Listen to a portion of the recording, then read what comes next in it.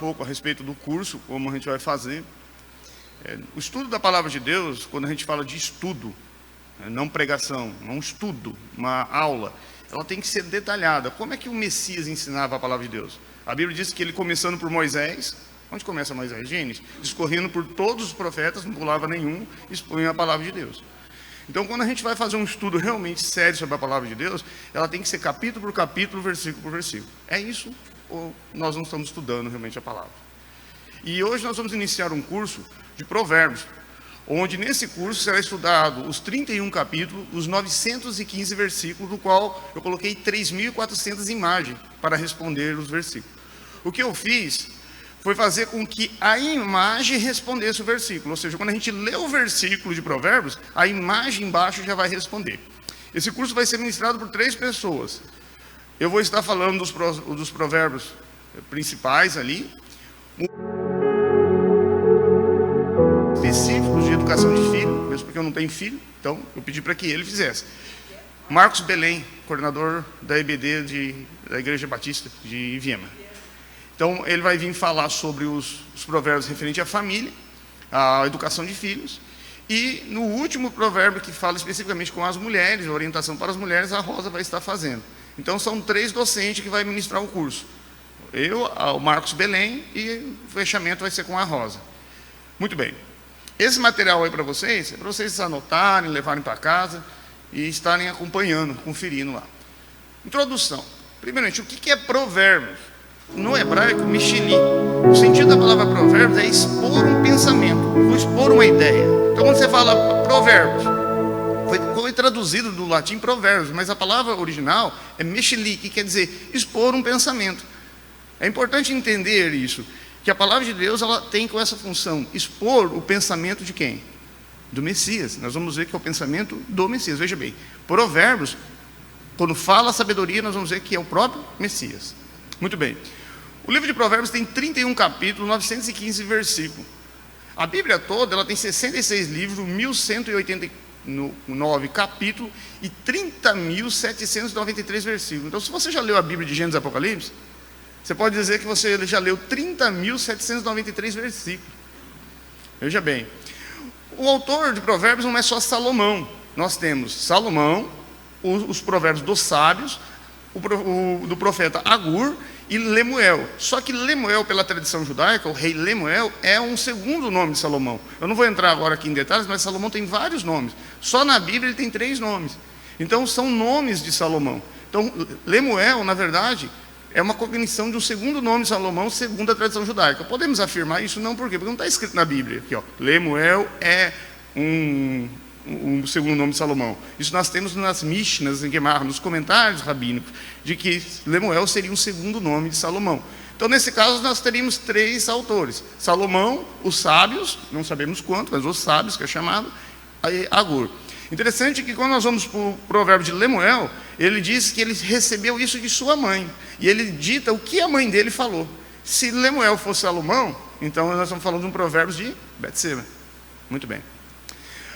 A data dos provérbios, no ano 970 a.C. e 722 a.C. Quais das datas estão certas? As duas. Quando o provérbio foi escrito? 970 a.C. e 726 a.C. Veja bem, vamos ler. Vamos ler lá? Vamos junto?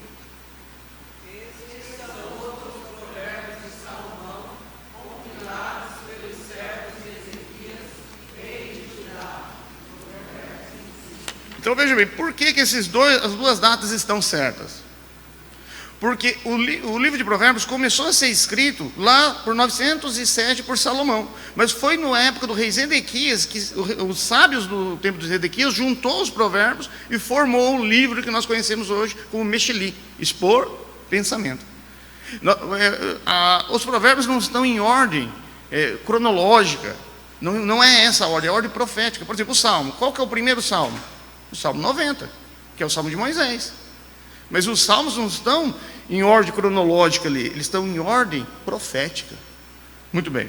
Então, data, 970 a 726. Palavra principal. A palavra principal em Provérbios é sabedoria, que no hebraico é shokmah. Só que eu tenho que entender que, quando eu leio o livro de Provérbios, eu tenho um problema. Porque a sabedoria no livro de Provérbios não é apresentada como uma ideia. Ela é apresentada como uma pessoa. Ela tem cognição. Ela fala, ela diz vem, ela vai na praça, ela anuncia. Espera aí. O livro de Provérbios apresenta sabedoria não como uma ideia, mas como uma pessoa. Eu tenho que nos fazer uma pergunta. Quem é essa pessoa? E aí nós vamos à carta aos Coríntios. Cristo é o poder de Deus e sabedoria de Deus. Colossenses, nele estão contidos toda a fonte de sabedoria. Nas cartas paulinas, o apóstolo Paulo várias vezes chama o Messias de sabedoria. Agora vamos lá. Se no livro de Provérbios a sabedoria não é apresentada como uma ideia, não é apresentado como uma simples cognição, mas como uma pessoa, e no livro de Provérbios a sabedoria salva. Se você encontrar a sabedoria, você encontra a salvação. Todo lugar que aparece a palavra sabedoria no livro de Provérbios, se você colocar Jesus, o resultado é o mesmo. Por quê? Porque o próprio apóstolo Paulo chama o Messias de sabedoria de Deus. Veja bem, se você está lendo a Bíblia inteira, de Gênesis a Apocalipse, e você não está conseguindo enxergar o Messias em cada capítulo, você não está lendo certo. Volte no capítulo 1 e comece a ler de novo. Ela está em cada versículo. Eu consigo enxergar o Messias em cada capítulo, em cada porção da Bíblia. Então, qual é a base do livro de Provérbios? Dizer que essa pessoa, chamada sabedoria, salva, que essa pessoa, chamada sabedoria, conduz à vida eterna, que essa pessoa, chamada sabedoria, te protege. E olha que coisa interessante, nas cartas paulinas, o Messias é chamado de quem? A sabedoria do Deus Pai. Então, quem é a pessoa sabedoria no livro de Provérbios? Jesus. E olha só uma coisa interessante, no livro de Provérbios, diz que se você ignorar a sabedoria, você será amaldiçoado. O que acontece com uma pessoa que ignora o Messias, passa a vida inteira ignorando Jesus? No fim da vida dela, ela vai para a condenação eterna. Ela é amaldiçoada. Então, ficou claro quem é a sabedoria no livro de Provérbios? Jesus. Faça um teste. Pega a sua Bíblia, obrigado.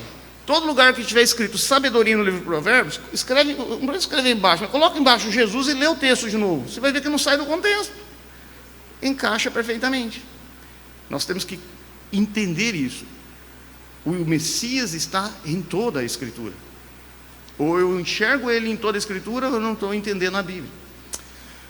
A sabedoria traz vida. Olha bem o que está escrito. Pois todo aquele que me encontra. Uau! Peraí, você quer dizer que isso é um encontro? Olha bem, todo aquele que encontra a sabedoria, encontra a vida. Quem é a vida? É como a verdade. Por que a verdade para o crente não muda? Porque verdade para um mundo sem a salvação do Messias, sem ter a certeza de que o sangue do Messias o salvou, é um conceito. E conceito se muda.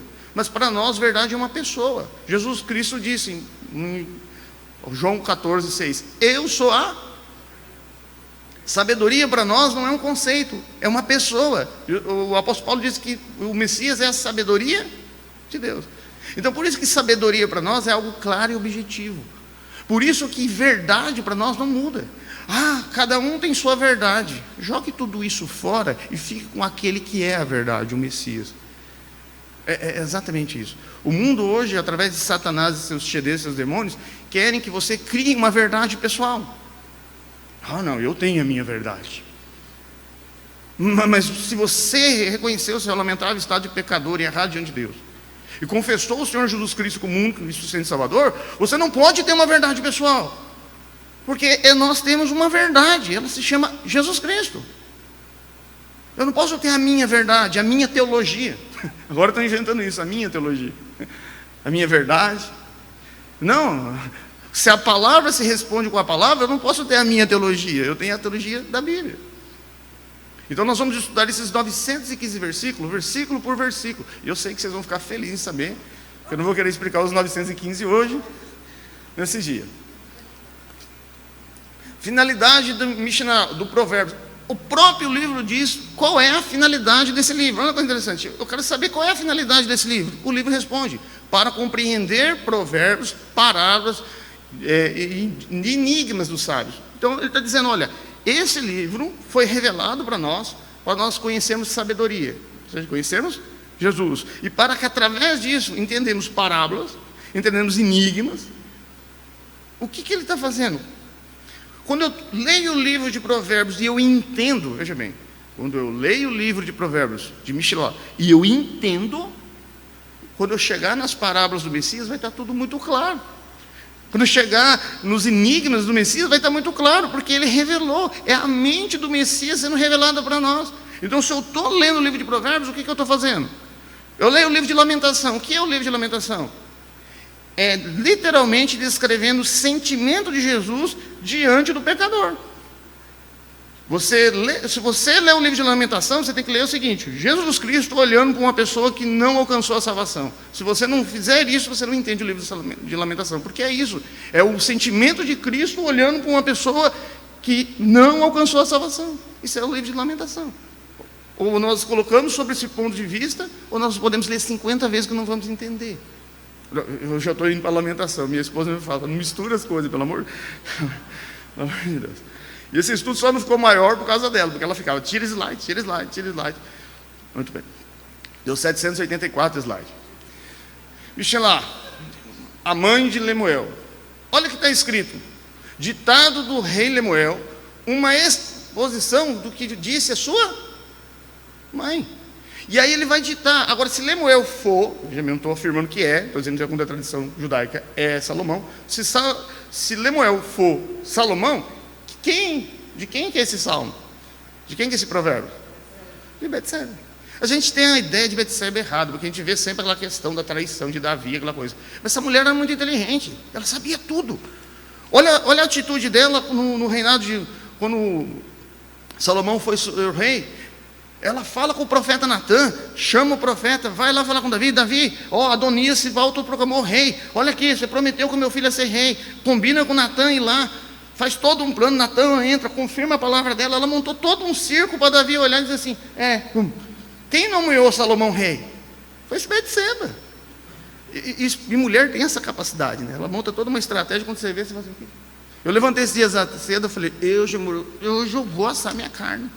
Não vou nessa coisa de shopping. Ela disse, você sabe que semana que vem não vai dar tempo, nós temos um casamento, que eu preciso ir no shopping comprar um presente.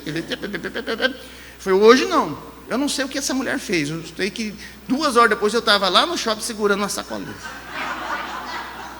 E pensando na minha paleta de carneiro que eu tinha colocado temperar. E eu até agora não sei como é que eu fui parar naquele shopping, com aquela sacolinha na mão, gastando o que não tem no crédito para comprar o que não precisa. Não, a coisa é terrível. Vocês dão risada, mas eu choro. Salomão, Provérbios e Cântico. O que Salomão escreveu? Vamos observar lá. Ele compôs 3.000 provérbios e os cânticos chegaram a 1.005. Mas então quer dizer que tem palavra de Deus aí por aí que a gente tem que achar para pôr na Bíblia? Não, não é isso. Veja bem, o decreto de Ciro tem mais de 100 páginas de papiro, mas só que ele foi citado um pedacinho no livro de Esdras. Quer dizer que o Espírito Santo guiou para colocar. Não quer dizer que você tem que pegar todo o decreto de Ciro e colocar na Bíblia. Então, é simplesmente que Salomão fez tudo isso. E o Espírito Santo guiou os profetas do período do rei Zedequias para colocar os provérbios que é a palavra de Deus. O restante ficou. Muito bem. Capítulo 1, veja bem. Se a imagem embaixo não respondeu o versículo, então eu falei. Porque o objetivo é fazer com que a imagem já responda. Esses são os provérbios de Salomão, filho de Davi, rei de Israel. A imagem responde, então nós estamos progredindo. Vamos ler lá, gente? Tem no papel aí também para vocês acompanhar. Vamos ler lá.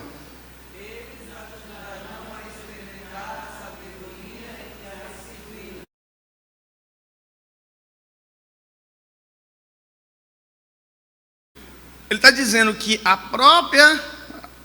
os próprios provérbios ajudarão a gente a compreender a sabedoria. E quando a Bíblia fala de sabedoria, é aquilo ali, viu? É a palavra de Deus. Sabedoria, no contexto bíblico, é a palavra de Deus. Ele ajudará você a compreender a Bíblia. e ampliará a sua cognição. Vamos ver uma prova disso. Pela tradição judaica, todo filho aos 12 anos, homem aos 12 e menina, geralmente entre os 13 anos, tem que fazer o bar mix. O que é isso? É exatamente o que Jesus fez. Aos 12 anos ele estava no templo ensinando. Ou seja, aos 12 anos, o judeu tem que ir na frente dos rabinos, ler a Torá e o Tanaká, a lei e os profetas, fazer uma explicação e provar que ele conhece a Bíblia. E aí ele se torna um filho da Torá. Olha que coisa engraçada. Para cumprir essa ordem, para cumprir essa tradição judaica, Israel transformou um país sem analfabeto. Porque se o meu filho e a minha filha tem que chegar no máximo entre 12 e 13 anos explicando a Torá, o que eu tinha que fazer com esse filho? Ele tinha que saber ler, ele tinha que saber interpretar. Por isso que Israel criou um país que não tinha analfabeto. Porque para a mente gentia, não judaica, ensinar o filho a ler e escrever é uma questão de cultura. Para a mente judaica é uma questão de não ser amaldiçoado. Porque se o filho chegar aos 12 anos e não se tornar um filho da Torá, ele será amaldiçoado. E obedecendo essas regras, automaticamente criou-se um país sem analfabeto. Por isso que Deus diz: eu farei de Israel a cabeça das nações, não a cauda. E farei das nações gentias a cauda, e não a cabeça. Esses dias discutindo com um ateu, ele diz: não, o homem mais sábio do mundo foi Einstein. Eu falei: então você continua nos judeus. Porque eu digo que Salomão, você diz que é Einstein, mas os dois são judeus. A gente ainda está dentro da cabeça, a gente não foi para a cauda. Muito bem. Vamos ler lá? Pode ler no papel aí também. Que...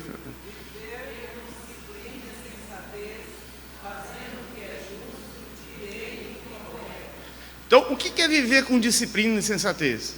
Sabe, eu estava procurando uma imagem que representasse justiça. Sinceramente, hoje em dia, esse martelo, essa balança do nosso país não representa muito bem a justiça, né? Está mais com uma cara de injustiça. Mas, enfim, é o que mais perto eu consegui chegar. Agora, o que a palavra de Deus diz é que nós temos que ter retidão, uma vida reta. E olha que coisa interessante, Paulo diz que deixando as coisas que para trás prossigo para o alvo. Jesus diz: eu sou o caminho. Então o que é ter uma vida justa e reta segundo Deus?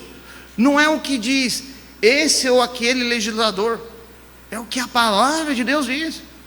Olha o que os apóstolos falaram: mais importa obedecer a Deus do que aos homens. Eu tenho que obedecer à lei do homem? Sim, desde que ela não caia em contradição com a lei de Deus. E se eu tiver uma lei do homem que está em contradição com a lei de Deus? Eu tenho que saber de uma coisa: eu vou crer no homem ou em Deus? Eu vou aceitar que maldito é o homem que confia no homem e bendito o homem que confia no Senhor? Então, nós temos que obedecer à lei do homem, desde que ela não caia em contradição com a lei de Deus. A lei do homem muda. Sabe qual foi a tese de defesa dos nazistas no tribunal nazista? É que eles estavam cumprindo a lei. Não, era a lei da Alemanha. Nós só estávamos cumprindo a lei. Se a lei é injusta, abandone a lei e siga a justiça. Mas justiça na Bíblia é Cristo. O que Paulo falou na carta aos Romanos? Que, capítulo 10, verso 1, que dou testemunho de que são zelosos por Deus, porém não com entendimento, porque desconhecem a justiça de Deus. E para a mente paulina, a justiça de Deus é Cristo. E tentam estabelecer a sua própria justiça, não sujeitando a que vem de Deus. Muito bem. Vamos ler lá?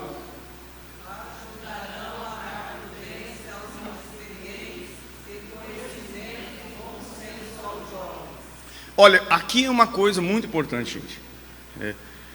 Maturidade. Ela diz que o livro de Provérbios vai ajudar a nos dar conhecimento, maturidade. Hoje em dia, tem muita mulher aí, crente no Senhor Jesus, que tem que assumir a casa porque casou com um homem que tem 40, 50 anos, mas a personalidade é de 12. É do sofá para o altar. Então, a palavra de Deus diz que o livro de Provérbios vai nos dar maturidade. Quantas, hoje em dia, mulheres estão tendo que assumir os seus lares? Quantas? Por quê? Porque casaram com homens imaturos. Esses dias atrás eu fui fazer um teste, faz muitos anos que eu não faço atividade física. Eu estou com 42, apesar de ser 30. Eu fui fazer um teste, o rapaz pegou e olhou para a minha cara. Depois que eu desci da esteira, ele falou: olha, meu amigo, você está com a resistência de um homem de 60 anos. Quer dizer, a minha idade é 42, mas a resistência... E quando a gente aplica isso à maturidade, é a mesma coisa. Quantos homens aí, né, a mulher chega e fala: olha, eu tive que assumir a gestão da casa. Por quê? Porque eu casei com uma criança. É exatamente isso que a Bíblia está dizendo. O livro de Provérbios veio para nos dar maturidade, para nos trazer realmente essa maturidade. Se você entender o livro de Provérbios, ele vai bater em você. Tem hora que eu lendo o livro de Provérbios, olha, eu falo, bateu em mim. Mas é exatamente isso. É para a gente se doer mesmo, olhar e falar assim: nossa, essa aqui foi para mim. Muito bem. Vamos lá.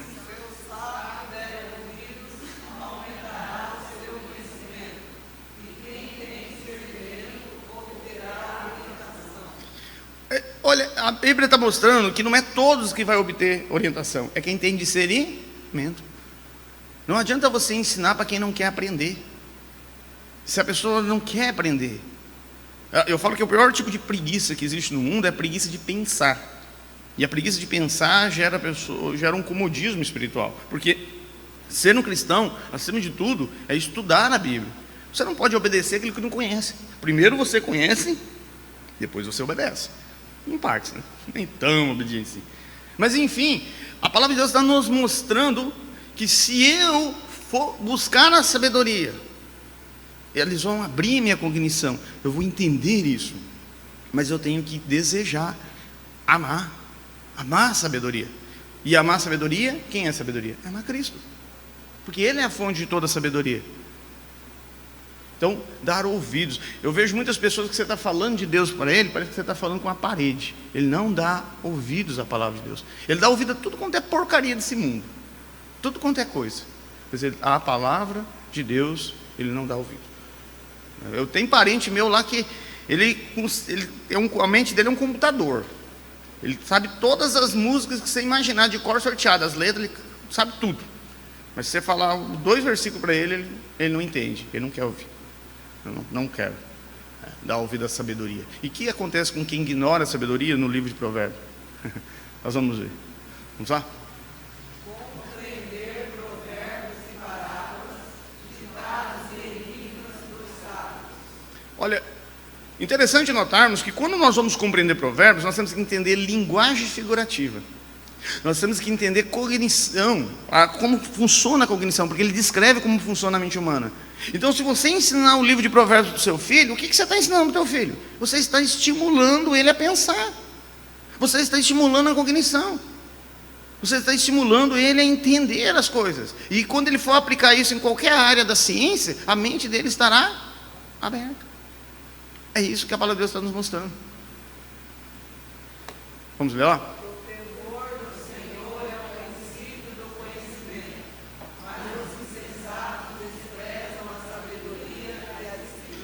Eu falo que os insensatos, ele corta o próprio galho. Ele corta o próprio galho. A vida de Deus vai lá e dá tudo para ele que ele precisa viver. Uma igreja boa, perfeita e perfeitamente perfeita em toda a sua perfeição. Uns irmãos amados, perfeitos.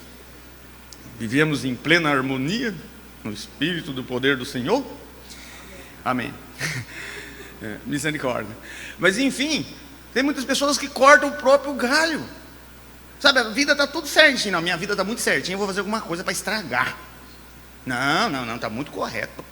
Eu estou tendo paz, eu consigo dormir. Eu quero arrumar uma sarna para me coçar. Não, tem gente que Deus não pode colocar a vida dele em dia, porque ele fica bravo. Fala, não, estou muito organizado. Então é exatamente isso que o Provérbios está dizendo. O tolo, ele vai cortar o seu galho. Ele vai desprezar a sabedoria. Ele vai dizer, não, eu não quero a sabedoria. E o que acontece com quem ignora a sabedoria? É exatamente o sofrimento. Vai trazer sofrimento. O livro de Provérbios nos incentiva a viver uma vida simples e comum. Não está falando de pobreza. Eu conheço muito pobre, arrogante, e muito rico, humilde. Estamos falando de uma vida de ser feliz com aquilo que a gente tem. De que quando Deus coloca a vida da gente organizada, você não vai lá e corta o galho e vai embora e depois sai culpando Deus. Ó, Senhor, por que tu fizeste isto comigo? Fala, meu filho, você estava com o serrote na mão? Estava. Sentado no galho, do lado de cá. Você cortou? Cortou, então pronto. Vamos lá?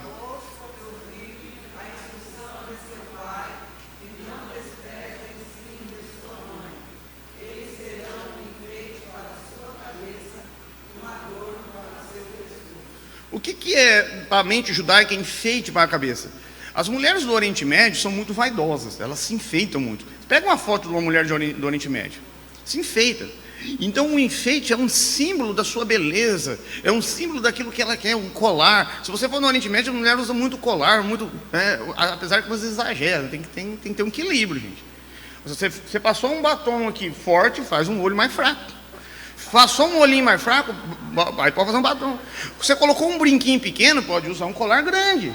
Colocou um colar grande, brinquinho pequeno. Mas não, o menos é mais. Não, mas aquele batom vermelhão, aquele brinco desse tamanho, um colar assim, parece um ar de Natal. Então, tem que ter moderação. Moderação. Fez um enfeitinho aqui, depois eu vou montar um curso para dar dica de moda. Muito bem. Então, a palavra de Deus está dizendo que se você der ouvido no que o seu pai e sua mãe falam, aquilo vai ser como um colar para o seu pescoço, um enfeite para a sua cabeça. Sabe uma coisa? Amor de pai e mãe é algo muito profundo. Então, quando um pai fala, ele fala com amor. Quando uma mãe fala, fala com amor. Se você tiver um navio afundando e tiver só uma boia, você pode ter certeza que o pai dá para o filho, a mãe dá para o filho, e morre feliz. Então é exatamente isso. Quando um pai e uma mãe falam, você tem que prestar atenção, porque eles falam com amor. Você não vai encontrar pessoa que ama você igual teu pai e tua mãe. Você fala assim, mas minha esposa. Você pode fazer o que for para teu pai e tua mãe, ela te perdoa. Faz algumas coisinhas erradas com a tua esposa, você vai ver o tamanho do encrenque que você vai arrumar. Então, amor de pai e mãe tem que ser valorizado. Valorizado. Minha esposa, de vez em quando, fala. Faço muita arte, eu te devolvo lá para São João. O meu pai fala, pode vir, meu filho, está aqui, eu recebo. Vai dar um trabalho danado, fizemos de tudo para nos livrar desse menino, mas eu recebo de volta. É meu, fazer o quê? Jesus diz, leva a minha cruz, eu vou levar até o campo final. Você pode ver. Pai e mãe fica ali. Não solta. Vamos lá?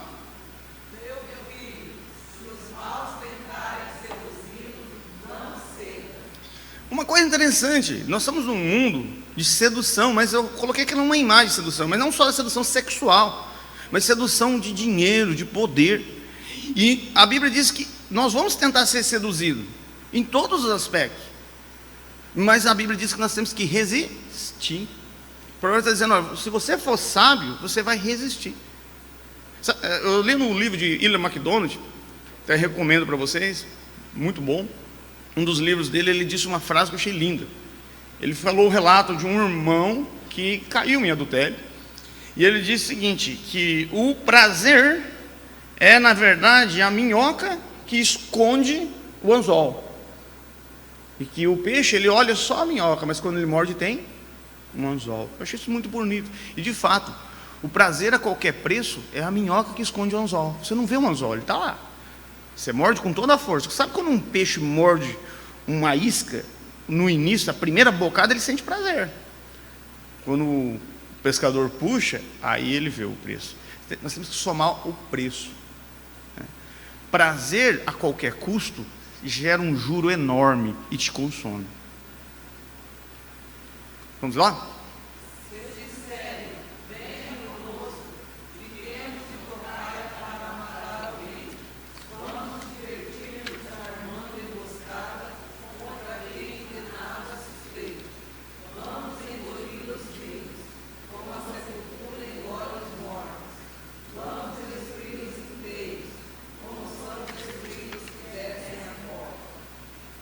Sabe aquele ditado popular, me diga com quem você anda, que eu digo com quem você é? Não é tão errado. Por quê?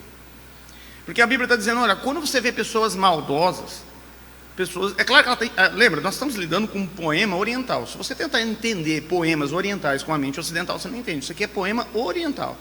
E no Oriente Médio se enfatiza muito, se exagera na coisa. Então ele está dizendo assim: quando você vê uma pessoa maldosa, que quer fazer o mal, que quer chamar você para as coisas erradas, não vá com essa pessoa.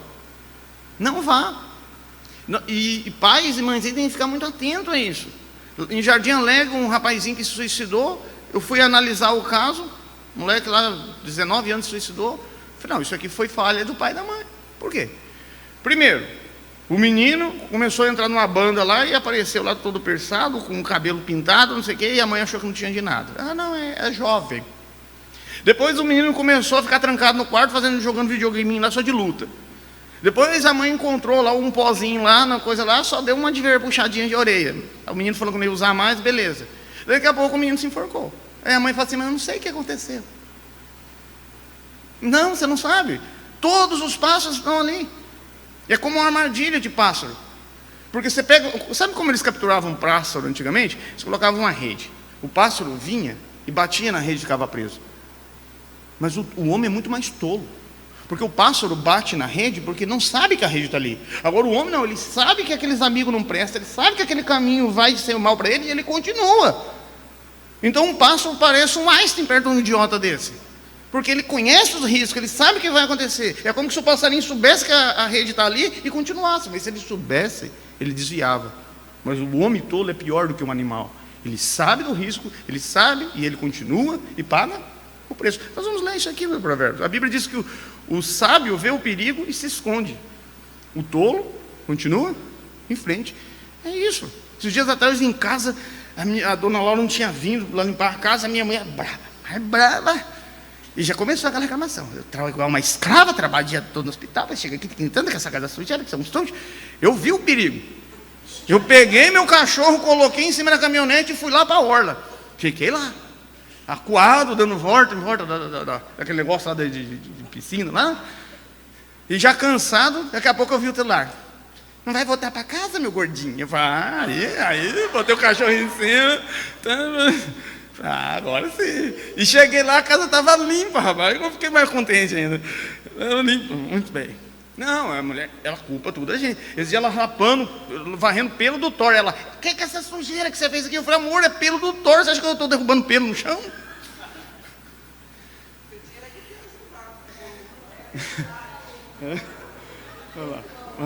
Vamos ler lá?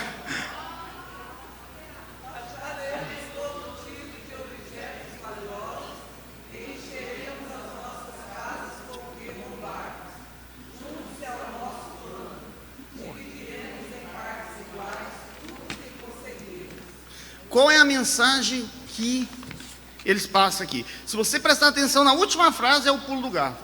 Dividiremos em partes iguais. As pessoas malignas sempre vão tentar passar uma imagem de ser justa. Eu não vou fazer esse provérbios é a Rosa que vai fazer, mas o que a Bíblia fala lá na frente da mulher maligna, né? Ela aborda um rapaz e diz, eu já fiz os meus votos, eu já fiz o meu sacrifício, estou pronta. Ou seja, eu sou religiosa, eu sou temente a Deus. Eu não vou entrar no provérbio da Rosa. Mas enfim, o que ele está dizendo é que a pessoa maligna, ela sempre vai tentar passar uma imagem de justa. Não, vamos fazer um mal, vamos roubar, vamos fazer isso. E no final nós vamos dividir igual. O que vai acontecer é que ele vai levar você lá para a barranca do rio, e deixar mais um corpo boiando. Essa é a verdade. O que acontece geralmente em tráfico? O cara começa a transportar, quando ele transporta uma quantidade grande, o cara, ao invés de pagar ele, dá um tiro na cabeça dele. Dividiremos em partes iguais. Presta atenção numa coisa, quem é injusto com uma pessoa, pode ser injusto com você. Você sabe que aquela pessoa é injusta com outra pessoa, você vai colocar do teu lado? Não, quem é injusto com outra pessoa, pode ser injusto comigo. Vamos lá?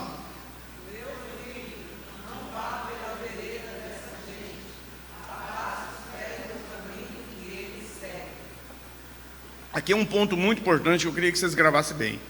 Não vá. Se você não sabe dizer não, preste atenção, se você não sabe dizer a palavra não, você entrega o controle da sua vida para outra pessoa. Uma pessoa que não sabe dizer não, ele está entregando o controle da vida dele para outra pessoa. Você tem que aprender a dizer não. E veredas são caminhos mais apertados. Eles não vão para a vereda, não vai para o caminho dessas pessoas. Diga não. E nós temos que saber dizer não. Porque muitas pessoas se envolvem muito enrascadas por não saber dizer não. Ah, a pessoa pediu para me avaliar ele naquele imóvel, eu não sei dizer não. Daqui a pouco está com a dívida. Ah, me chamaram para aquela balada, aquela festa lá, e eu não sei dizer não. Então, quem não sabe dizer não, entrega o controle da sua vida para outra pessoa. Você quer perder o controle da sua vida? Você quer pegar o volante da sua vida e dar para o outro? É só você ser uma pessoa que não sabe dizer não. Vamos lá? Os pés deles correm para fazer o mal, estão sempre prontos para derramar sangue. Ele diz que são pessoas que estão sempre prontas para fazer o mal. Lembra, é um poema oriental, ele enfatiza. E infelizmente nós temos muitas pessoas assim, não no sentido de pegar uma faca e lá matar alguém, mas está sempre disposto a fazer o mal. Geralmente, essas são pessoas que estão dispostas a fazer qualquer coisa para subir na vida. Não importa se tem que mentir, né? Se tem que enganar, se tem que comprar alguém, se tem que fazer alguma coisa de errado, alguma tramóia. O importante é que se dê bem. São pessoas malignas. E muitos desses malignos são exatamente como a Provérbios nos diz: aparência de justo. Vamos roubar, mas daí nós vamos dividir igualmente. Eu sou justo. A mulher maligna: olha, eu já fiz os meus sacrifícios, eu já fiz os meus votos diante de Deus, podemos sair. Sempre tem uma casca de religiosidade. Vamos ler lá? Assim como é comum estender a rede se as aves observam, também esses homens não percebem que fazem porcaria contra a própria vida. Armam emboscadas contra eles mesmos. Tal é o caminho de todos os gananciosos. Quem assim procede se destrói. Agora eu tenho que entender o contexto disso. Até hoje é assim no Mar da Galileia, que na verdade é chamado Mar da Galileia, mas não é um mar, é um rio grande, uma grande quantidade de água doce, mas é conhecido como o Mar da Galileia. Até hoje é assim. Quando os pescadores vêem a ave voando em volta, eles sabem de uma coisa: eles sabem que tem peixe ali, mas tem um problema. As aves, especialmente na região lá do Mar da Galileia, elas descem, captam o peixe e saem. Quando eles estendem a rede, no momento que as aves estão voando, a ave desce. Quando ela vai pegar o peixe, ela se enrosca na rede e ela corta a rede. Aí o pescador tem que tirar essa rede, ficar horas consertando para pôr de novo. Então o que eles faziam? Eles espantavam as aves antes, para depois pôr a rede. Porque as aves de mergulho mergulhavam e cortavam a rede. Eu tenho que entender o contexto oriental lá de Israel para entender isso aqui. E aí ele está dizendo que é exatamente assim. É inútil a pessoa que vai praticar o mal, porque ele vai voltar para ele. Grave uma coisa: o mal por si só se destrói. Se você quer ter um exemplo disso, olha o tempo. Uma pessoa que é maldosa, olha o final da vida dela. Você pega um pai de família, que ele casou, criou seus filhos, ajudou a criar seus netos, vê o final da vida dele. Está os filhos dele em volta dele, está os netos em volta dele, está todo mundo. Pega uma pessoa que leva uma vida deslachada, que destrói tudo, que acaba com tudo, vai ver o fim da vida dele. Olha o final. O mal por si só se destrói. Tudo depende só de uma coisa: tempo. Com o tempo ele se destrói. Se você plantou, você colhe. Vamos lá?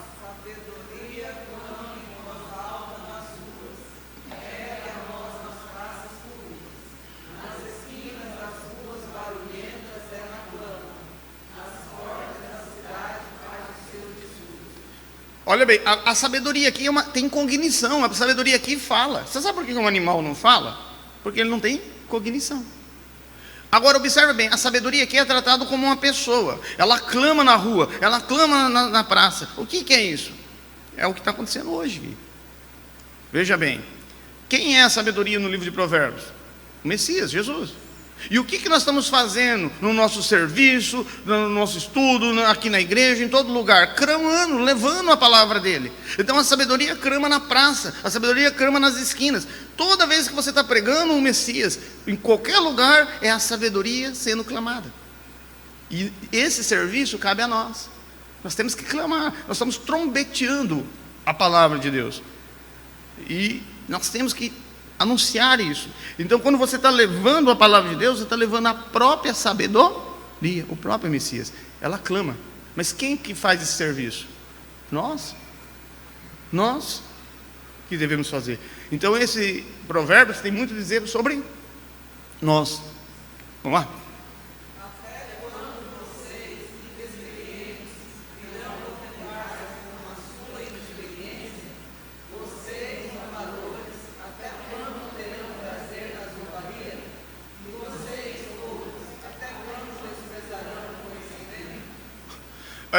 Veja bem, existe uma diferença muito grande entre ter um problema ou sentar em cima dele e fingir que ele não existe. A Bíblia está dizendo que se você não tem sabedoria, você tem que buscar. Fala, mas a Bíblia diz que se eu pedir sabedoria, Deus me dará. Você olhou o contexto? Se Ele vê esforço em você. Então, se Deus vê você lá estudando a Bíblia, tentando buscar o significado, se esforçando, Ele vai encher sua mente de sabedoria. Mas se você ficar lá só pedindo sabedoria para Deus, e aí o provérbio diz, a própria sabedoria está falando, ou seja, o próprio Messias está dizendo, até quando você vai ficar assim? Eu vejo isso. Lamentavelmente, tem irmão que passa 10, 20 anos no banco da igreja e não evolui. Ele está sempre daquele mesmo jeito. O conhecimento não evolui, não amplia. Não estou falando dos batistas, gente. Estou falando de outras. Batista não. Mas enfim, não evolui. E a Bíblia diz que se você é sábio, você vai evoluir. Veja bem, se você não está pelo menos um pouquinho mais inteligente hoje do que você estava ontem, você está sendo um tolo, segundo o provérbio. Se você não aprendeu nada, pelo menos não evoluiu um pouquinho, eu tenho que estar mais inteligente amanhã do que eu estou hoje. É isso que Provérbios está dizendo, que o sábio está sempre buscando mais conhecimento. Então, quando a gente vê um irmão estacado que faz 20, 30 anos no banco da igreja, ele não evolui, você conversa com ele, fala, meu filho, o conhecimento não evolui. Você vê uma pessoa que abandonou a sabedoria, que não corre atrás do entendimento.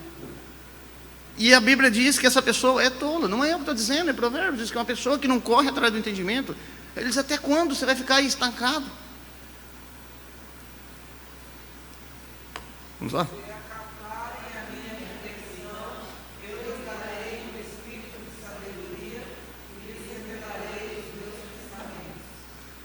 Olha bem, se acatarem a minha repreensão, olha a conexão. Ele acaba de dizer que você tem que buscar a sabedoria, que se você não buscar a sabedoria, você vai ser um tolo, que se você não procurar ser cada vez mais sábio, mais inteligente, em estudar, você vai viver na tolice. E agora ele diz, se você acatar a minha repreensão, ele está dizendo, o que eu fiz ali foi uma repreensão, mas se você acatar essa repreensão, eu te darei sabedoria, eu te darei, abrirei a sua mente, a correção.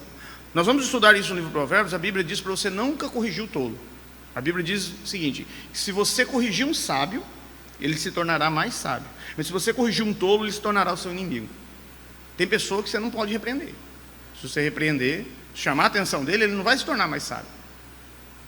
Já aconteceu, esses dias até minha esposa falou, amor, você não conversaria com aquela pessoa não, para dar uns conselhos para ela? Eu falei, não, porque a Bíblia diz para mim não orientar tolo. Se eu for chamar a atenção dele, ele vai se tornar meu inimigo. Ele tem que ficar na tolice que está vivendo. Não vou orientar. Vamos lá? Vocês, porém, rejeitaram o meu convite. Ninguém se importou quando estendi minha mão. Olha bem o que a palavra de Deus está dizendo daquele que recusa a sabedoria. Quem é a sabedoria? Jesus. Vocês recusaram o meu convite. Ninguém me ouviu quando eu estendi a mão. Veja bem, enquanto uma pessoa está viva aqui, a mão do Senhor está estendida. Mas presta atenção numa coisa, se uma pessoa morrer sem Cristo hoje, a mão do Senhor foi encolhida. Acabou, ele não vai estender, ele não vai lá no inferno estender a mão para tirar alguém do inferno. Então é muito importante entendermos isso. Ele está dizendo, olha, vocês porém rejeitaram a minha sabedoria. Vocês tiveram uma vida inteira com a palavra de Deus diante de vocês. Vocês tiveram uma vida inteira, uma oportunidade de ampliar, de buscar a sabedoria. E vocês recusaram. Vocês recusaram a mão estendida. Vamos ler lá? Pode ler no papel mesmo. Que é mais fácil.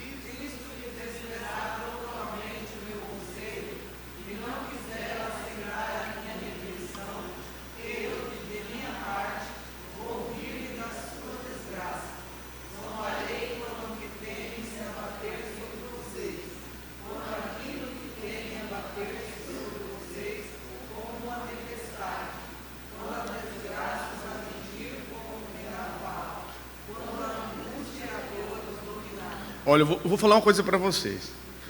Quando vocês entendem esse versículo, quando vocês entendem isso aqui, você fica arrepiado. Quem entender isso aqui vai ficar arrepiado.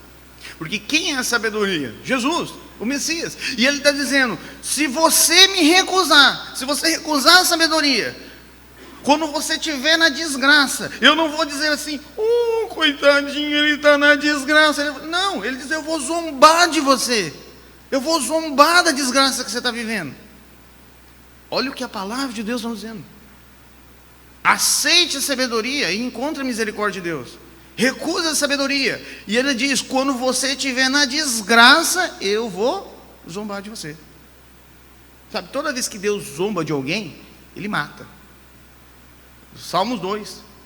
Aos gentios se enfurece. Deus senta no seu trono, ri dos gentios e mata eles. Toda vez que Deus zomba de alguém, Ele aproveita para matar. E Ele está dizendo claro, objetivamente aqui, se você recusar a sabedoria, quando você estiver na desgraça, eu não vou dizer, tadinho dele. Eu vou dizer, que bom que você está aí. É o que a palavra de Deus diz. E infelizmente é assim. Esses dias atrás eu estava vendo um programa sobre a Cracolândia. E um dos psicólogos que faz parte do projeto, ele falou uma coisa que eu achei muito importante. Ele falou, olha, não falta programa social para acabar com a Cracolândia. Mas você tira o cara de lá, dá todo o suporte, ele volta para lá. Você tira ele, dá todo o suporte, ele volta para lá. Você tira ele, volta, ele quer viver lá. E é verdade. E o que acontece quando alguém não quer Deus, não quer sabedoria, não quer as oportunidades? A Bíblia diz que se você recusar a sabedoria, Deus não vai olhar com você por misericórdia, eu vou zombar de você. Quando você estiver na desgraça, eu vou zombar de você. É duro, forte, mas é a palavra de Deus. É o que a palavra de Deus diz. Se eu, Rodrigo, recusar a sabedoria, quando eu estiver na desgraça, Deus não vai olhar para mim com misericórdia. Ele vai zombar de mim. Ele vai dizer, aí meu filho, você não quis isso? Você não plantou isso? É isso que você tem que colher. Então ele está dizendo, olha, quando você estiver na tempestade. O que é a tempestade? A tempestade não chega de uma vez. Então ele diz, olha, quando você estiver no meio da tempestade, como você recusou a sabedoria, eu vou olhar para você e vou zombar de você. Então vocês me chamarão, mas não responderei. Procurarão por mim, mas não me encontrarão. Visto que desprezaram o conhecimento e recusaram o temor do Senhor. É impressionante, né? A pessoa joga a vida na lama e depois pergunta, onde é que está Deus? Deus está sentado no trono zombando de você, meu querido. Se você abandonou a sabedoria e está vivendo na desgraça, Deus está sentado no trono zombando de você.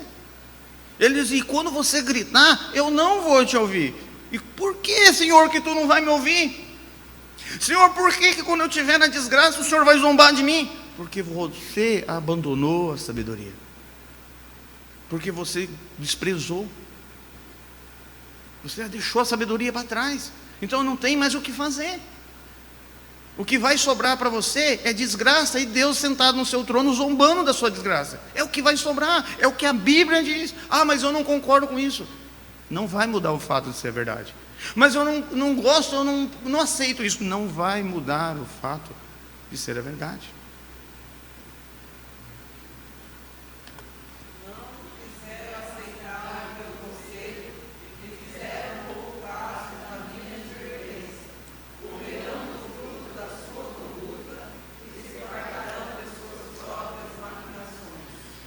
Da onde Paulo tirou aquilo que o homem plantar, isso aí fará? Daí. É a mesma base, aquilo que o homem planta, isso ele sei. Deus é lógico, Deus criou todas as coisas, inclusive a lógica. Você acha mesmo que você pode desprezar o Messias? E ao desprezar o Messias, você está zombando da sabedoria. Você acha mesmo que você pode zombar de Deus e Ele não vai zombar de você? Não, meu. Se você zomba de Deus, quando você estiver na desgraça, Ele vai zombar de você. Esse é o Deus. Se apresentar outro tipo de Deus para você, aí nós temos um problema. Porque no mundo hoje em dia está assim. Eu fui pregar, não vou falar o lugar, fui pregar no acampamento uma vez. E eu fiquei 2 horas provando que a Bíblia é a palavra de Deus através da ciência. 2 horas. Quando foi no outro dia, veio um gordinho, um pouquinho mais gordinho que eu, um pastor pregar. Ele catou o microfone e disse assim: olha para o teu irmão do lado. Jesus te ama, diz que ele te ama, aleluia. Eu vim aqui para te dar a vitória. Ele foi. Acabou. O que me assustou não foi ele ter feito aquilo, foi ver que as pessoas gostaram daquilo. Eu chamei o Marcos Belém e falei: Marcos, o pessoal gostou disso? Ele falou: gostou, mais do que as 2 horas que você ficou provando que a Bíblia é a palavra de Deus. É isso que o povo quer ouvir. Então o que me assustou não foi ele fazer aquela palhaçada, foi o povo gostar. Saíram de lá.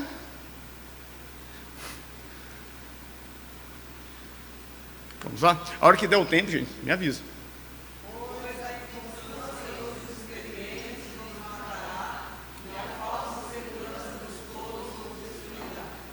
O Provérbios volta na imaturidade. Se você não desenvolve maturidade, você continua imaturo, é como você pisar numa casca de banana. Você está indo para lá, o sábio vê e desvia o pé. E quando a gente fala desviar o pé, é desviar e pisar firme. Não é igual aquelas mulheres quando saem do salão, quem é casado sabe, vai buscar a mulher no salão com aqueles paninhos nos dedinhos e sai assim. Abre o carro, fecha a porta que eu não quero estragar. Não é pisar daquele jeito, é pisar firme.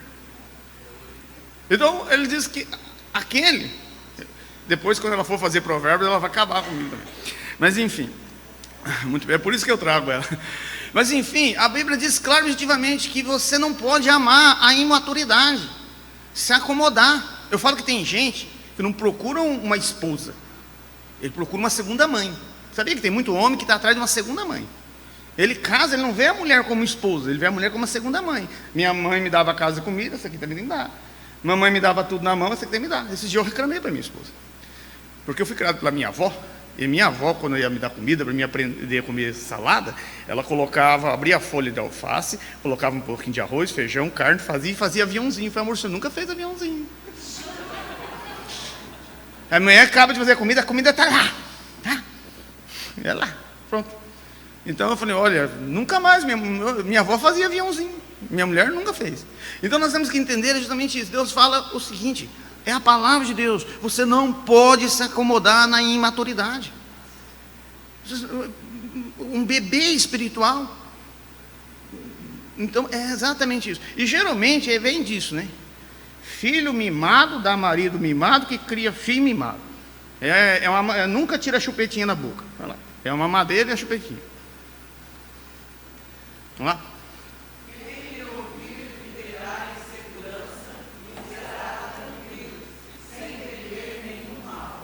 Olha o que a Bíblia diz: se você realmente se apegar à sabedoria, você vai virar em segurança.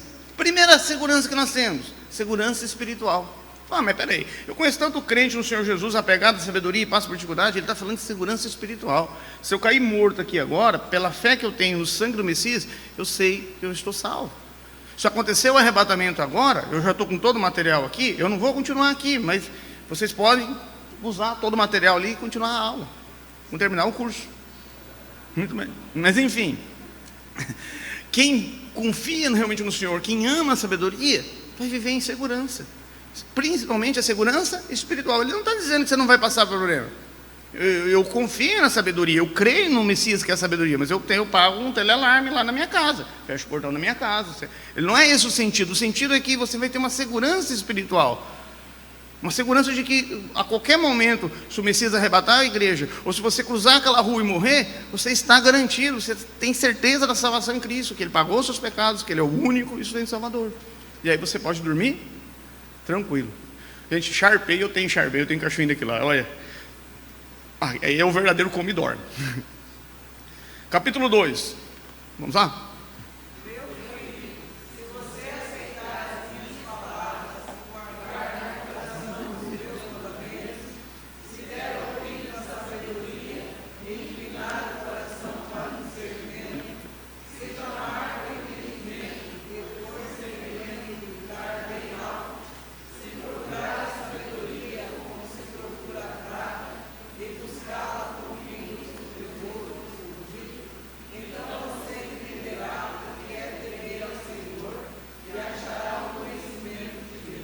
Gente, essa escala é perfeita.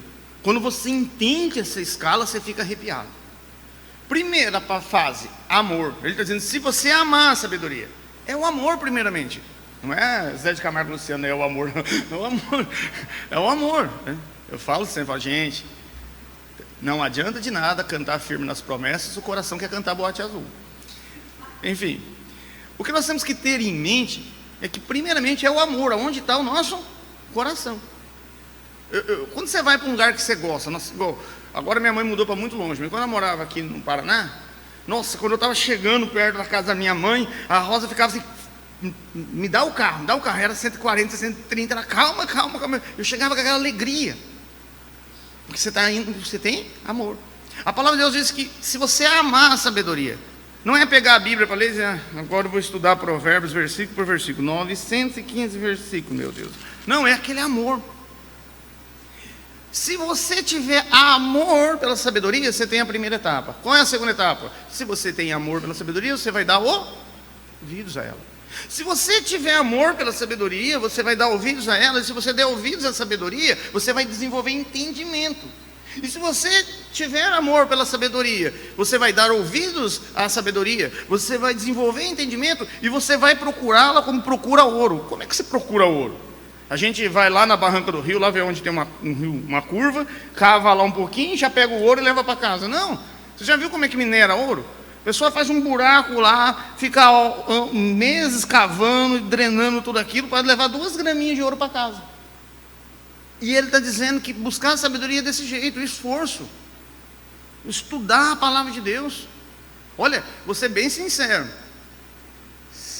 eu conheço crente que se estudasse a palavra de Deus como assiste Netflix, a igreja estava, olha, não tinha analfabetismo bíblico. Então aqui está o segredo do pulo do gato. Você tem que primeiro amar a sabedoria.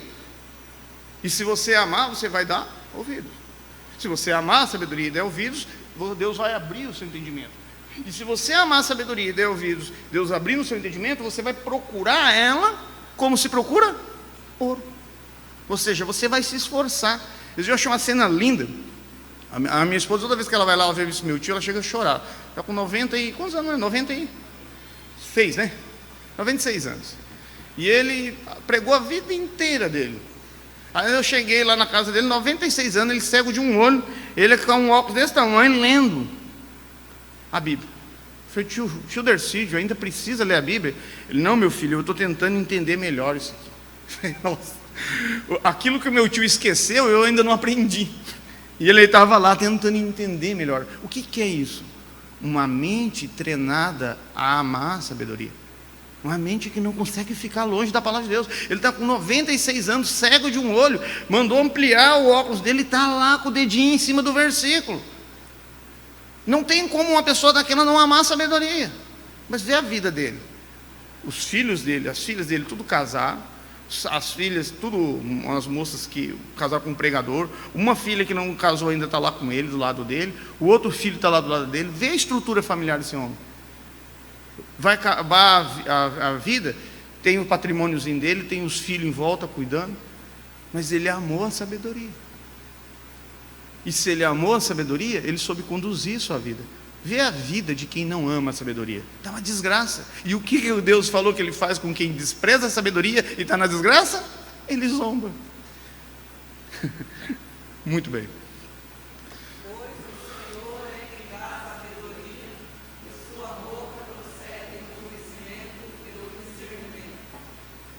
Veja bem, a Bíblia diz que o Senhor dá a sabedoria, mas o livro de Provérbios diz como Ele dá a sabedoria. O que Ele disse? Se você escavar, como escava o ouro. E a sabedoria que nós estamos tratando aqui não muda, porque ela é uma pessoa, é como a verdade. O que é a verdade para nós? É o Messias, é Jesus. Ele diz, eu sou a verdade. Eu não posso ter a minha verdade e você a tua, porque se você tiver a tua verdade e eu tiver a minha, então o que é? 2 Messias? Você tem um Messias para cada um. Não. Se nós cremos no que o Messias é a verdade, nós temos a mesma verdade. E o que é a sabedoria? Se nós cremos que Jesus é a própria sabedoria, nós temos a mesma sabedoria. E por que uns desenvolvem mais, outros menos? Por que um parece que tem uma placa-mãe para falar com Deus e o outro parece que é uma carroça? Esforço. Pega meu tio, 96 anos, estava lá tentando entender ainda. Falei, tio, eu queria conseguir entender só o que o senhor já esqueceu. Se eu conseguisse entender só o que ele esqueceu, eu já estava feliz. Muito bem. Outro dia a gente sentado lá na sala, ele, minha filha, minha memória não está muito boa, não. E aí ele começou a falar sobre o período tribulacionista, ele descreveu os 7 selos, 7 trombetas, 7 taças, fez a volta de Cristo, entrou para o milênio, foi para a eternidade. Eu olhei para minha mãe, e falei, não está com a memória muito boa. A memória dele está meio ruim, a memória dele. Vamos lá.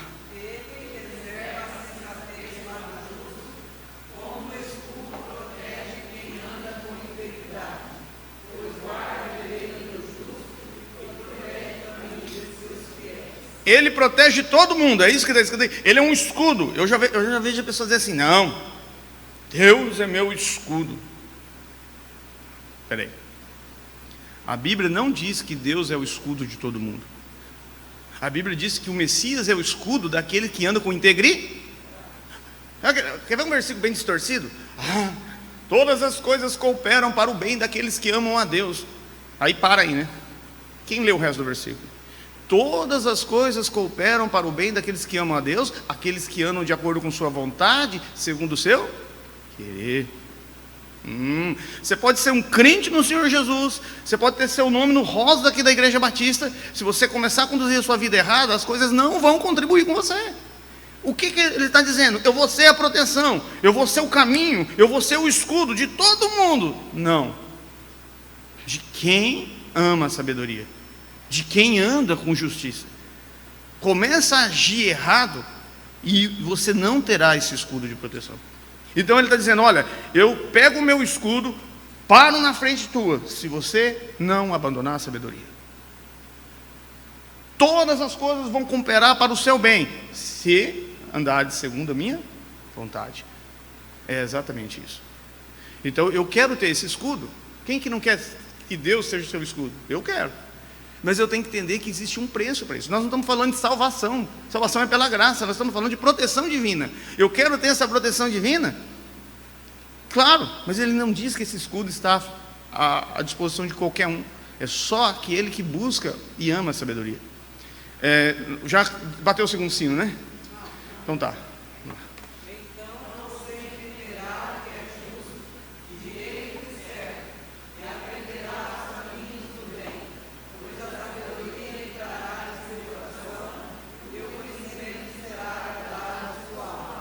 Olha a coisa profunda.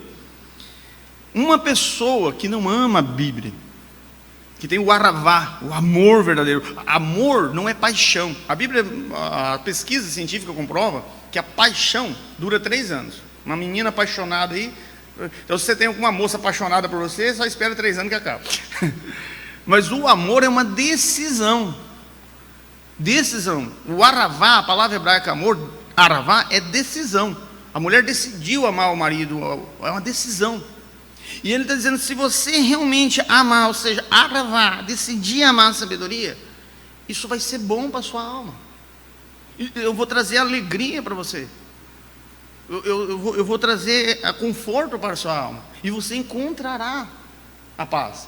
Mas eu preciso amar ela. E será um conforto para a minha alma. Vamos lá?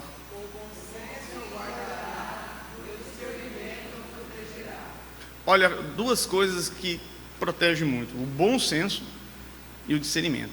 Eu sempre falo, nós temos que usar, quando pregar a palavra de Deus, de bom senso. Nós não podemos pegar um revólver teológico e sair atirando nos outros. Mas também não podemos deixar de falar a verdade. Veja bem, não podemos pegar um revólver teológico e atirar nos outros. Pregar como se estivesse brigando. Mas também não podemos deixar de falar a verdade. Nós temos que carregar o bom senso e o discernimento. Deus quer te dar bom senso e discernimento. Se uma pessoa não tem bom senso e discernimento, é por quê? Porque ela não buscou a Deus, porque Deus quer dar. Deus quer. O desejo dele é te dar bom senso, é te dar discernimento das coisas. E ele está dizendo que se você tiver bom senso, e se você tiver discernimento das coisas, isso será como uma proteção para você. Isso será como um guia, como que se Deus pegasse na sua mão e te guiasse. Mas se você abandonar o bom senso, se eu abandonar a sabedoria, o discernimento das coisas, Nós estamos vivendo num mundo muito perigoso. Hoje em dia tanta gente mente, aquele castelo de mentira, mente para fazer qualquer coisa, para se dar bem, tudo. E como nesse mundo, contaminado por Satanás e seus demônios, pela natureza adâmica, precisamos ter discernimento. Saber interpretar se está falando a verdade ou não. Quantas pessoas maldosas se aproximam da gente? E aí vem o discernimento. E a Bíblia diz que se você amar a sabedoria, Ele vai te dar esse discernimento. Vamos lá?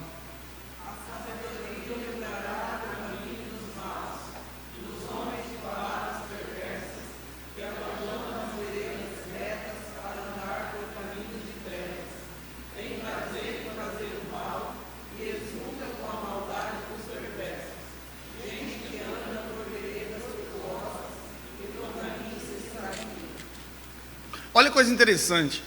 A Bíblia diz que a sabedoria, lembra, quem é a sabedoria? Lá? O Messias. Ele te desviará do caminho do mal. E te desviará de pessoas maldosas que usam a boca para o mal, somente para prejudicar o próximo. Ele desviará essas pessoas de você. Mas se você buscar a sabedoria. Você já viu o tanto de pré-requisitos que nós temos?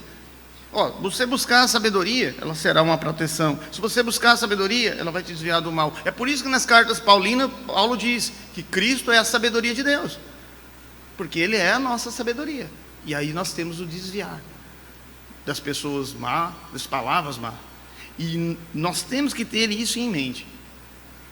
Ame a sabedoria, e todas essas bênçãos que nós estudamos aqui vai estar sobre você. E abandone ela, ignore ela. E aí, simplesmente o que vai te sobrar é a consequência da ira. Nós vamos parar aqui, no capítulo 2, verso 16. Eu só... Oi? Vamos terminar então o capítulo 2, está terminando então. Dá para terminar? Vocês sabem, então vamos. Vamos lá?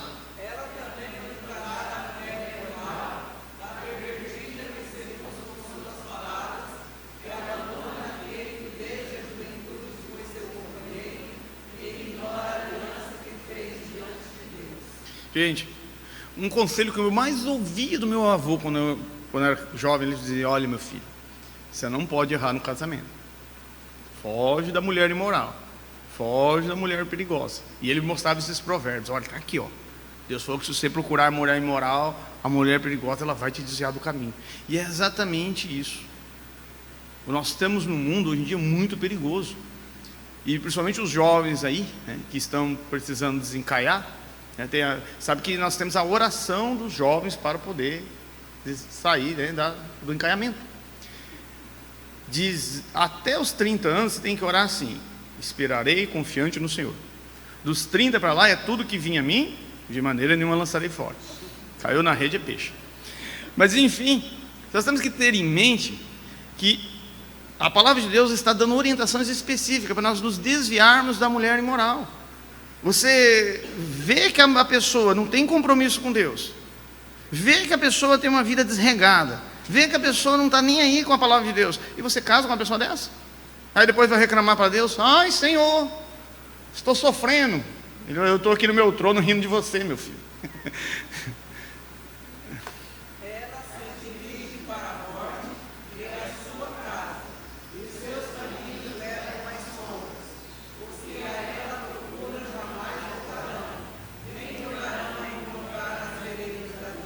Observe bem, o começo é doce, mas o final é amargo. Ele está dizendo: ela vai te arrastar para a casa dela, ela vai te seduzir, mas no final é morte, não tem vida.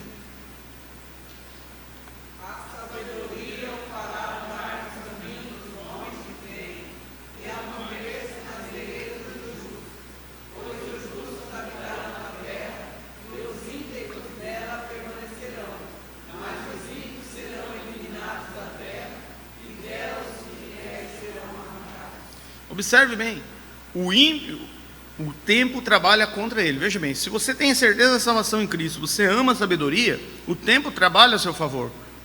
Porque mesmo que você esteja envelhecendo, parecendo mais um maracujá murcho, no final o que está te aguardando é os palacetes celestiais da vida eterna. Agora, a pessoa que não ama a sabedoria, o tempo trabalha contra ele. porque ele está indo para a condenação eterna. Fala, mas eu vejo tanta gente mal, Deus não eliminou. Calma. Na batalha do Armagedon, quando ele voltar, ele vai fazer a faxina. Fique tranquilo. Então, encerramos o capítulo 2. No próximo, uma vez só por mês. Eu gostaria muito que vocês não faltassem nesse curso, que deu muito esforço para montar. Como eu disse, são 31 capítulos, 915 versículos, deu 3.200 imagens para poder explicar, porque cada capítulo foi 3, 4 imagens. E aí, nas outras aulas, nós vamos dividir. O Marcos Belém vai vir dar algumas aulas referentes à educação dos filhos, porque eu não tenho filho, eu não consigo educar nem meu cachorro. Eu falo assim, Deus não me deu filho, porque eu não tenho condição nem de educar o cachorro, quanto mais o filho. E a Rosa vai concluir o curso falando sobre as mulheres, que é o último provérbio tratando a respeito das mulheres. Shalom. Obrigado.